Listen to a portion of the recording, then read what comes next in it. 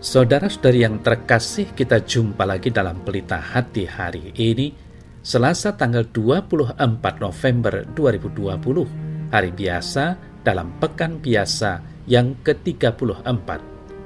Bersama saya Romo Thomas Suratno SC dari Paroki Cilandak, Jakarta Selatan, mendengar dan merenungkan Sabda Tuhan, yakni firman Tuhan yang tersurat di dalam Injil Lukas, bab atau pasal 21, ayat 5 sampai dengan ayat 11. Ketika beberapa orang berbicara tentang bait Allah dan mengagumi bangunan itu yang dihiasi dengan batu yang indah-indah dan dengan berbagai-bagai barang persembahan, berkatalah Yesus, "Apa yang kamu lihat di situ akan datang harinya, di mana tidak ada satu batu pun akan dibiarkan terletak di atas batu yang lain. Semuanya akan diruntuhkan." Dan murid-murid bertanya kepada Yesus, katanya, "Guru, bila manakah itu akan terjadi? Dan apakah tandanya kalau itu akan terjadi?" Jawabnya, "Waspadalah, supaya kamu jangan disesatkan. Sebab banyak orang akan datang dengan memakai namaku dan berkata, 'Akulah dia,' dan saatnya sudah dekat.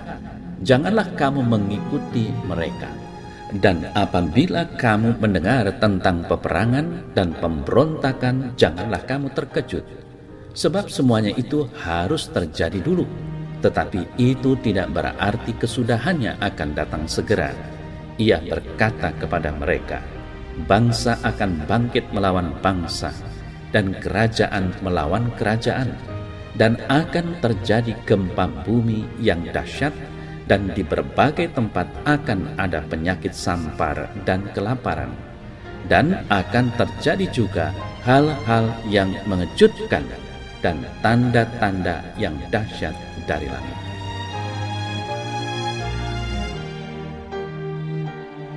Saudara-saudari yang terkasih, menjadi kebahagiaan dan keindahan tersendiri apabila kita bisa melihat, menyaksikan, dan merasakan bangunan yang megah, pemandangan alam yang indah dan sejuk, para seseorang yang rupawan, cantik, dan sebagainya.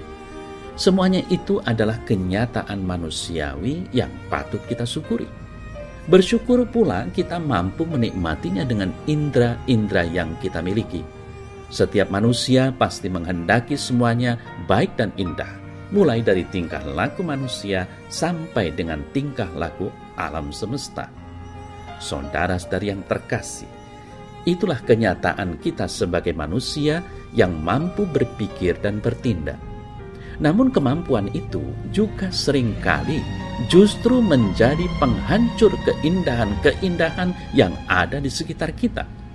Bahkan keindahan manusia juga dirusak karena pikiran dan tindakan kita sendiri. Manusia yang begitu agung dan mulia justru menjadi begitu rendah karena diri kita sendiri. Saudara-saudari yang terkasih, Bait Allah adalah tempat umat beragama berkumpul dan berdoa.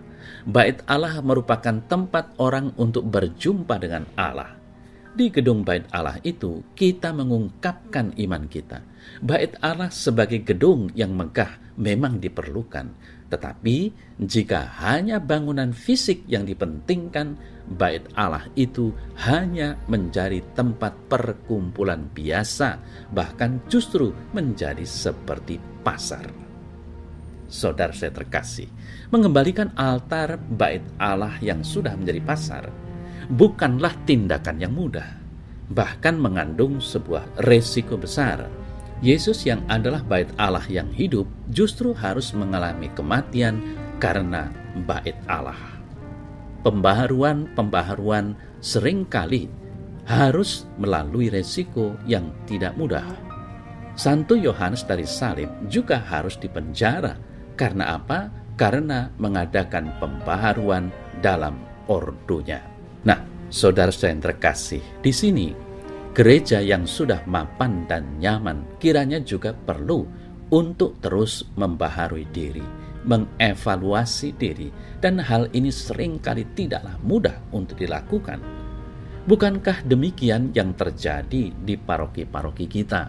Lalu, seringkali juga ada seorang pembaharu yang harus mendapat perlawanan, kecaman, dijauhi atau bahkan penganiayaan dan penyiksaan terlebih dulu. Disitulah kita sebagai umat Kristiani selalu ditantang untuk berani terbuka pada pemikiran orang lain atau tidak. Jika altar justru dijadikan pasar, seharusnya kita berani mengambil resiko apapun. Juga jika resiko itu datang justru dari dalam lingkungan gereja itu sendiri. Saudara-saudari yang terkasih, karena iman, Yesus mengingatkan kita supaya kita tetap bertahan sampai kesudahan. Meski harus menghadapi banyak penderitaan, syaratnya hanya satu. Kita bertahan artinya setia dan taat kepada Allah. Tidak melawan, tidak menghindar, tidak lari, tetapi bertahan. Bertahan dalam namanya kita pasti akan diberi jalan. Bertahan dalam iman sampai kesudahannya akan dianugerahi keselamatan dari Tuhan. Ya Tuhan, ajarilah aku untuk berani dengan jeli melihat kenyataan gereja di mana aku berada.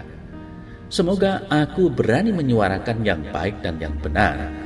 Bantulah aku agar aku berani peduli kepada gerejaku.